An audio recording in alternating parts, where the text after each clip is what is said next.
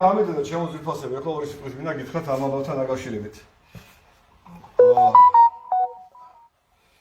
წარმოიდგინეთ, რომ თქვენ პატარა 6 წლის ბავშვთან ერთად მოდიხართ ქუჩაში. ფოტოუცებ ესე იგი ზაღლი გამოიქცა ყეფით, კაცო. ყველა ადამიანმა კერძის ზაღლის უნარჩვევები, ზნეჩვევები. ახლა როგორია შვილთან ერთად მოდიხარ 6 წლის ბავშვი მოდის ესე იგი შენს გვერდით ხელით ესე იგი მოყავს და უცებ ზაღლი მორბის ყეფით, ხო? ბუნებრივია ამ დროს შენ გისდება თავდაცვის ინსტინქტი. მუშაობს თან მით უმეტეს ბავშვი რო არის, ხო? წარმოიდგინეთ, ჩემს შვილთან რო მივდიოდე და რაღაც საშიშროება მოკრებოდეს. ხო და კაცმა რო ამოიღოს იარაღი და პოლიციელია კაცი, ხო? ეხლა იმას ვერ მოთხოვ, რომ ჰაერში გაესროლე და ზაღლი შეაშინე და მე ესროლე, ხო? იმა გავაკეთა ის, რასაც თავის ინსტინქტი განახორდა. ხა მე როგორც ცხოველთა დამცველი, ხო, შეიძლება ბევრ სხვა ცხოველთა დამცველს ჩემი აი ესეთი მიდგომა ამ საკითხის მიმართ არ მოეწონეს ჩემო ძვირფასო, მაგრამ ეს ესია ნებისმიერ ადამიანმა წარმოიდგინეთ თქვენი თავი აი პოლიციელის გვერდით. იმ ახალგაზრდა კაცის გვერდით. რა მნიშვნელობა პოლიციელი იქნება თუ იქნება, მაგას არ აქვს რა მნიშვნელობა, ხო? როცა თქვენ შვილთან მიდიხართ 6 წლის ბავშვთან მიდიხართ და ზაღლი მოდის შენსკენ ყეფით, ბევრ ადამიანმა არ იცის კიდე გიმეორეთ ზაღლის ზნეჩვევა.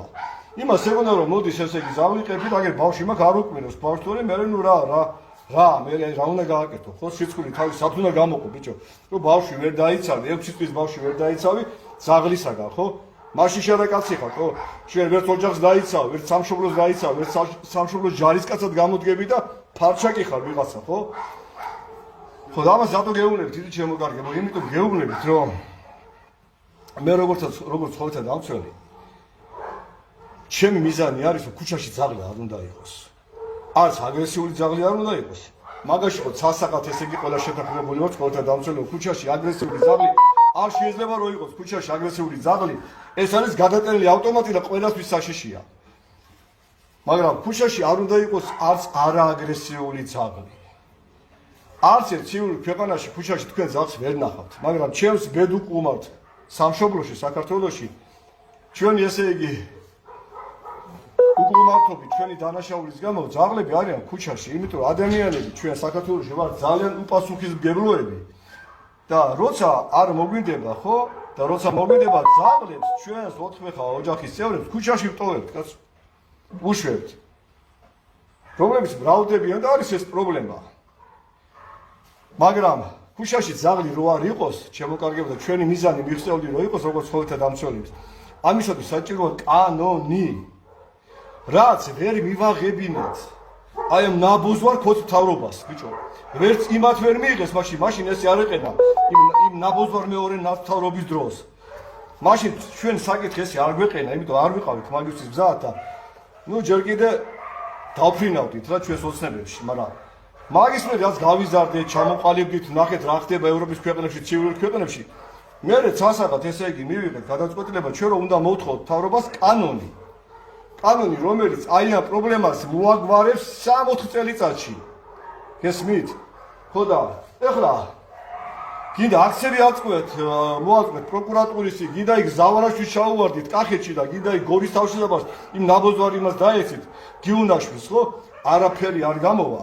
თუ აი ნაბოზვარ მთავრობას კანონი არ მივაღებინეთ, გაიგეთ? ამიტომ ჩემო კარგებო, ესეთი შემთხვევები ბევრი იქნება. ბევრი ნაბოზვარი ადამიანი თობს ესმის ზაღს, იმიტომ რომ კვერცხი მოიპარა, ქათამი მოიპარა. ან ბევრი ისეთი ადამიანი, როგორც აი გუში რომ მოხდა ეს შემთხვევა, ხო, ზაღს ტყვიას ესმის, იმიტომ რომ შვილი დაიცვას. იმიტომ იმან არ იცის. ზაღლის ზნეჩვევა. ის ზაღლი საკმენად კი არ მიდიოდა, მე დაარწმუნებული ვარ, ის ზაღლი საკმენად კი არ მიიწევდა იმ ბავშვისკენ. ნუ დაინახა და ზაღლმა ლაპარაკი იცის ყეფით. მაგრამ ამ ყეფის ტონალობას თავისი ხასიათი აქვს, თავისი მიმართულება აქვს. შეიძლება ზაღლი ელაპარაკებოდა, ბავშვი დაინახა, გაუხარდა და იყეფება. აი ესეთი რეაქციები აქვს ზაღლს. მაგრამ ეს ბევრ ადამიანმა არ იცის. მაგრამ ვერ მოთხოვ ადამიანს, ამ ადამიანებს აი ამის ცოდნას, იმიტომ რომ სკოლებში ეს არ ისწავლება. მე რომ დავდივარ სკოლებში და სადაც მიმიწვევენ, ყველა სკოლაში მივდივარ და ამას ვასწავლი ბავშვებს. დავდივარ უნივერსიტეტებში და ამას ვასწავლი და ვკითხულობ ამის შესახებ და უამრავი ვიდეოები მაქვს და აი ამ როლიკებს უშვებ და ვაჩვენებ. ამას ჩემი ხარჯით და ჩემი დროის ხარჯით ვაკეთებ ამას და ჩემი სურვილით. რატო ვაკეთებ ამას? იმიტომ ვაკეთებ, რომ საქართველოში მოსახლეობას აუხსნავთ ზაღლი. რისთვის არის, რა არის, მისი უნარჩვევები და ასე შემდეგ ბევრი რაღაცა. რა წესით განათლების სამინისტრომ უნდა გააკეთოს, მაგრამ ქოც განათლების სამინისტრო სულ სირზე კიდია ეს ყველაფერი, თო? არ უნდა არაწყოს, ბიჭო, არაფრით არანაირად არაწყოს, ეს პრობლემა მოგვარდეს. რაც უფრო მეტი ზაღლი იქნება ქუჩაში, მით უფრო აწყობს ამ ქოც მთავრობაზე. შეეცით ეხლა, რაც გინდათ ისქენით, თო? თუ არა მივაღებინეთ კანონი, ისე არაფერი არ ეშველება. ისე კიდე გიმეორებ, ხო? აი ამ ქუჩის მიუსაბარო ცხოველების ტანჯვა-წამება, ხო? გაგზელდება უსასრულოდ. გაგზელდება, როგორც გითხარით, ზაღლების ხოცვა, ჟლეტა, ზავარაშვილი ისე დაწვავს იმ კრემატორიუმში ზაღლებს ცოცხლად, გიუნაშვილი წამებით ამოხდის სულს გორში იმ ზაღლებს და ასე შემდეგ. ხო და იყვირათ ეხლა, იარეთ ეხლა პროკურატურაში, ჩახვედით, არაფერი არ გამოვა. თქვენად ტრაკის თამაში თავი გაანებენ და რაც მოსათხოვია, ის მოვითხოვოთ.